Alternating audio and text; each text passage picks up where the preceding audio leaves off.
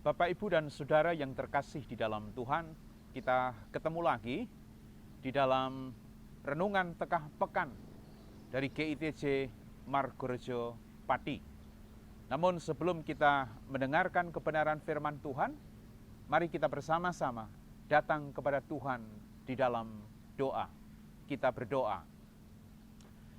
Tuhan Yesus, kami datang kepadamu mengucap syukur pada saat ini, karena Engkau tetap masih memberikan kesempatan bagi kami untuk menikmati hidup dan hidup yang Engkau sediakan sungguh luar biasa bagi hidup kami.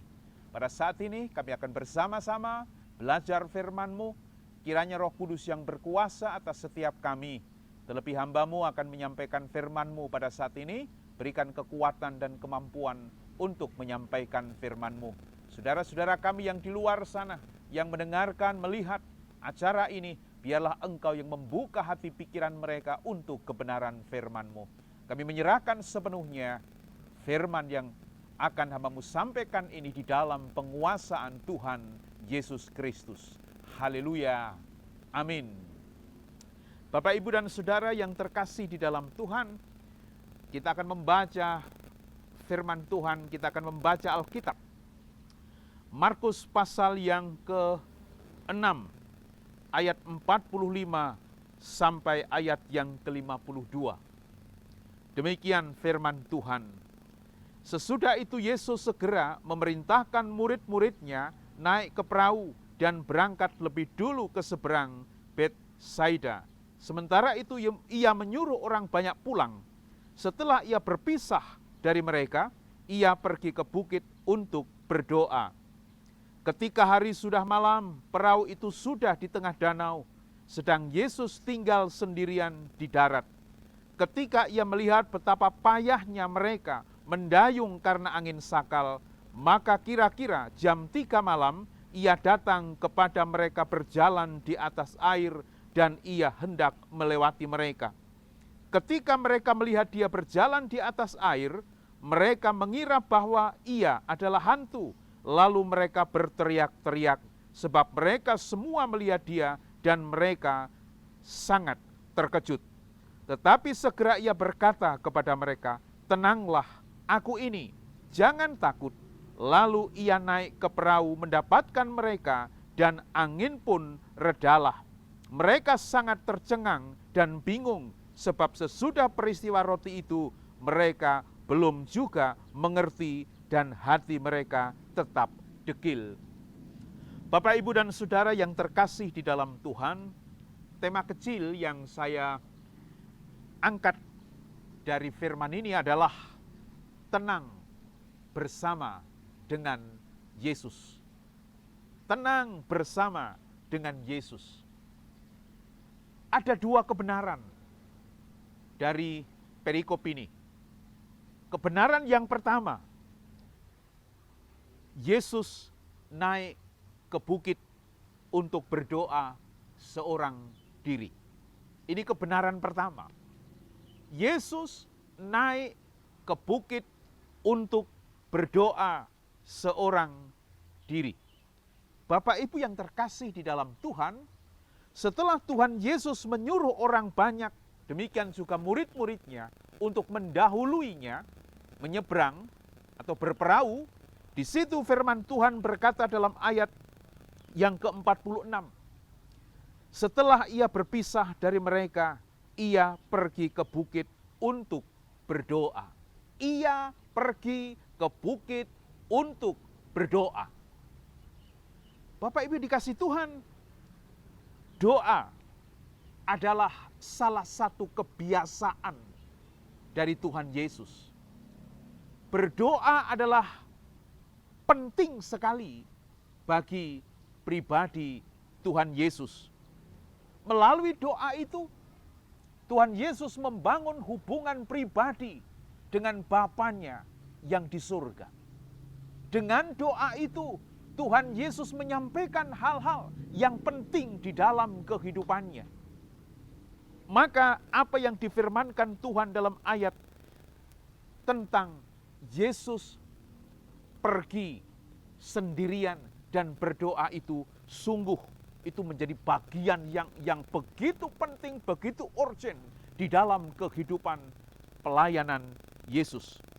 Dengan doa itu Yesus terus berkomunikasi dengan Bapaknya yang di surga. Dengan doa itu Yesus terus berbicara dengan Allah yang di surga. Bisa kita bandingkan, sebelum Tuhan Yesus ditangkap, Tuhan Yesus mengajak para murid untuk pergi ke Getsemane, dan di sana Yesus berdoa. Dan luar biasa, kekuatan doa yang disampaikan oleh Yesus itu menjadikan Yesus mampu untuk menghadapi semua persoalan, semua pergumulan ketika Yesus akan ditangkap.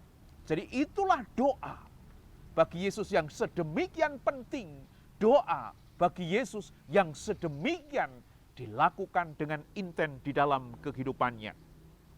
Bapak Ibu yang terkasih di dalam Tuhan, dari kebenaran firman ini, Yesus mengajar kepada kita semua.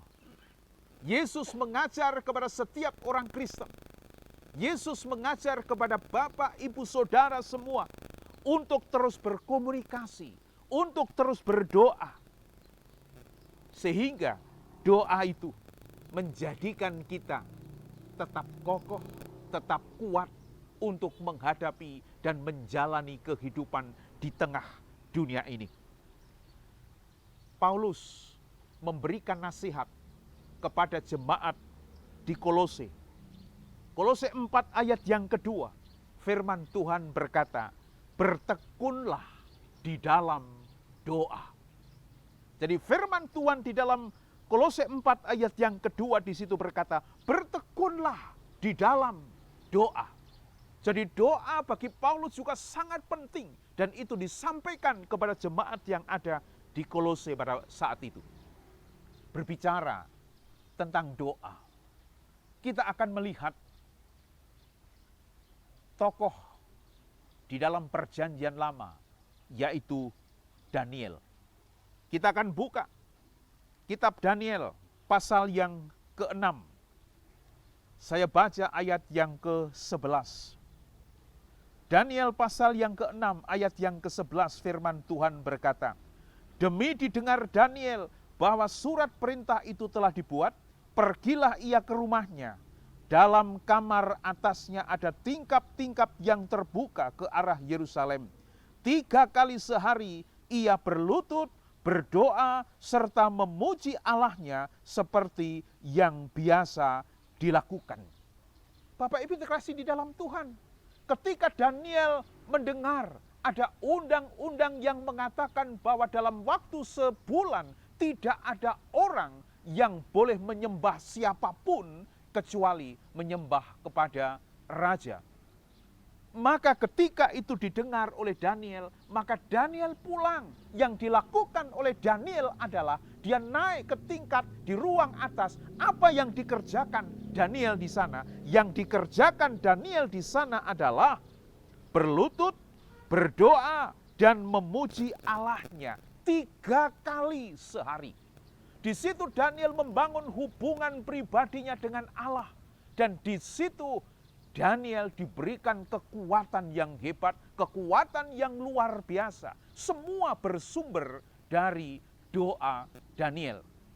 Dengan doa itu, ketika Daniel dimasukkan ke lubang singa atau ke kandang singa, apa yang terjadi di sana? Daniel dilingkupi oleh Tuhan.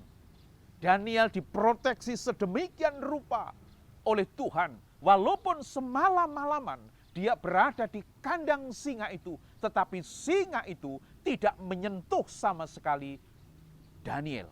Dan semalaman itu juga Daniel dilingkupi, dilindungi, diselamatkan oleh Tuhan. Itu semua karena doa yang dilakukan oleh Daniel.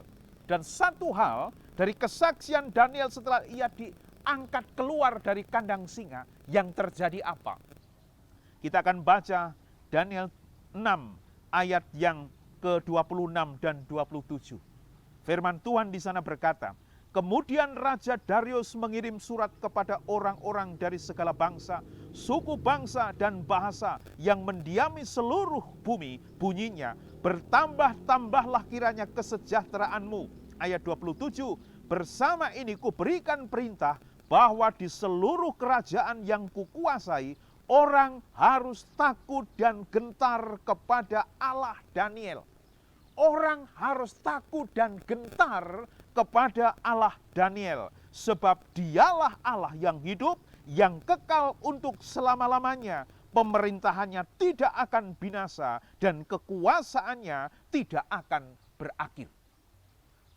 Raja Darius, orang di luar Israel, ketika Daniel selamat dari kandang singa itu, akhirnya mengakui bahwa Allah Daniel, Allah dari Israel itu adalah Allah yang hebat, Allah yang sanggup melakukan perkara-perkara yang ajaib. Dan pada waktu itu Daniel selamat dari terkaman singa. Nah, Bapak Ibu yang terkasih di dalam Tuhan, dengan kesaksian Daniel ini, maka kita diingatkan, kita diajar oleh firman Tuhan. Tetaplah dan teruslah berdoa. Jangan tinggalkan doamu untuk terus berkomunikasi dengan Allah, dengan Tuhan Yesus. Sebab dari doa yang seperti itu, doa yang tulus, doa yang tekun, memberikan kekuatan, memberikan kemampuan untuk menghadapi segala macam apapun. Maka sekali lagi, bertekunlah dalam doa seperti Yesus dan seperti Daniel.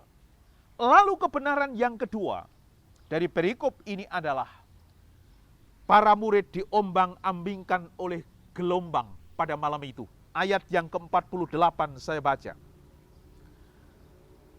Ketika ia melihat betapa payahnya mereka mendayung karena angin sakal, maka kira-kira jam 3 malam ia datang kepada mereka dan berjalan di atas air. Pada malam itu, setelah para murid mengarungi danau itu, ditinggal oleh Yesus sendiri yang berada di darat, Yesus berdoa di bukit itu, ternyata para murid kepayahan luar biasa. Para murid mengalami persoalan luar biasa karena apa? Karena angin, karena badai, karena ombak.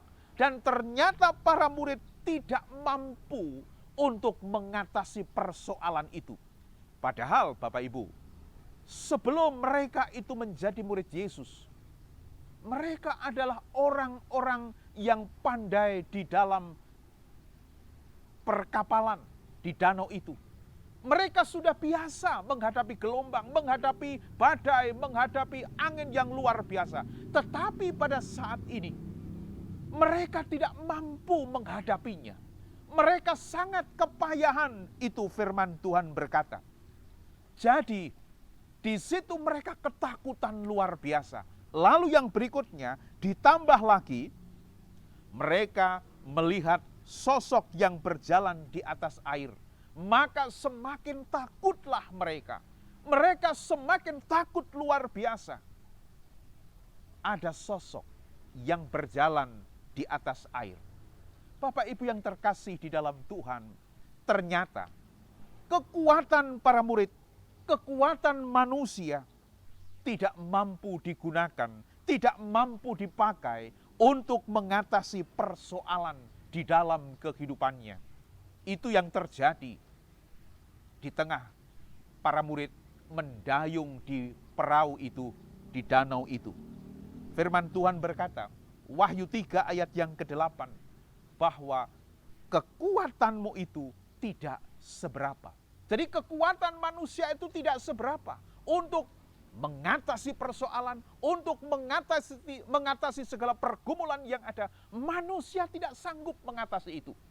Maka di situ dibutuhkan kekuatan yang dari Tuhan.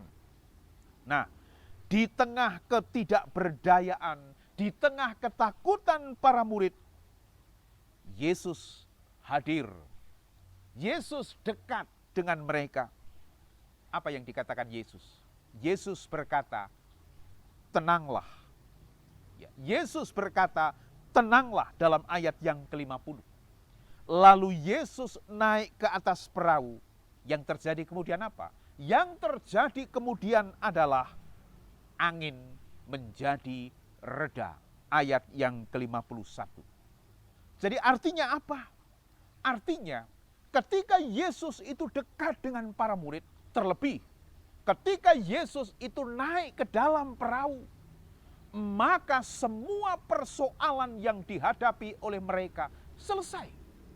Angin yang tadinya sedemikian hebat, ombak yang tadinya sedemikian luar biasa, menjadikan mereka takut. Tetapi ketika Yesus itu naik ke atas perahu, ketika Yesus itu dekat dengan mereka, firman Tuhan berkata, semuanya selesai.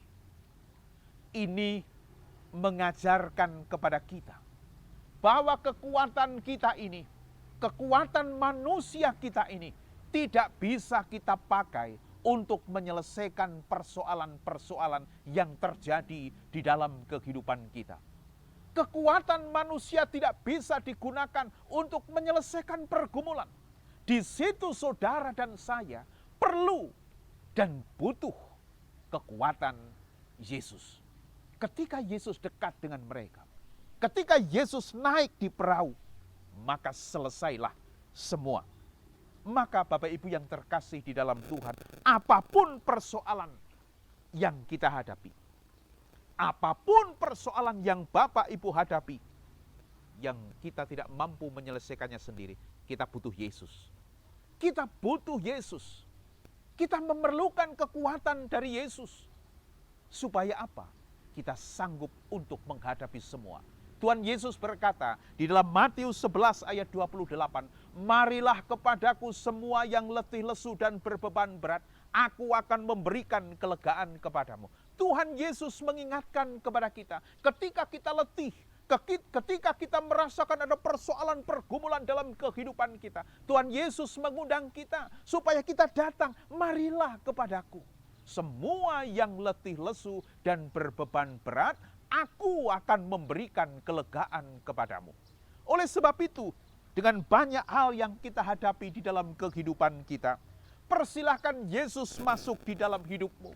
Persilahkan Yesus masuk di dalam hatimu. Persilahkan Yesus masuk di dalam keluargamu. Persilahkan Yesus masuk di tengah-tengah pekerjaanmu. Dan persilahkan dia berkuasa di sana. Maka ketika Yesus berkuasa di dalam hidupmu, ketika Yesus berkuasa di dalam keluargamu, ketika Yesus berkuasa di dalam pekerjaanmu, semuanya akan beres di dalam Tuhan. Firman ini mengajarkan hal itu kepada kita. Itu sudah ditunjukkan dan dialami oleh para murid. Ketika mereka tidak berdaya, maka dan ketika Yesus naik ke perahu, semuanya selesai di dalam Tuhan. Tidak ada yang mustahil bagi Tuhan. Untuk itu, dengan kondisi kehidupan kita masing-masing, disitulah Tuhan menginginkan kita untuk lebih dekat dengan Dia, untuk mendekat dengan Dia sesuai dengan panggilannya. Marilah kepadaku semua yang letih lesu itu. Oleh sebab itu, dengan firman ini, kita semua diingatkan, jangan mengandalkan kekuatan kita sendiri, tetapi andalkan kekuatan di dalam Kristus. Dia akan hadir memberikan jalan kelepasan, jalan keluar bagi saudara. Tidak usah takut, tidak usah bimbang untuk menghadapi hidup. Kita punya Allah yang hebat, kita punya Allah yang luar biasa, yang sanggup untuk menolong kita. Oleh sebab itu sekali lagi, firman Tuhan pada saat ini mengingatkan kepada kita, berdoalah, dan yang kedua, tetaplah undang Yesus di dalam kehidupanmu, maka semuanya akan beres di dalam Tuhan. Tuhan memberkati. Kita berdoa. Terima kasih Tuhan Yesus, Engkau sudah mengajar kami dengan kebenaran firman-Mu. Biarlah firman ini akan terus bertumbuh, bahkan berbicara terus di dalam kehidupan kami. Sehingga dengan firman ini, hidup kami semakin dikokohkan, dikuatkan untuk menghadapi apapun yang terjadi di dalam kehidupan kami. Kami menyerahkan semua dan seluruh kehidupan kami kepada Engkau. Untuk saudara-saudara kami yang melihat dan memperhatikan firman ini, diberkati mereka di dalam nama Tuhan Yesus Kristus. Terima kasih Tuhan. Haleluya.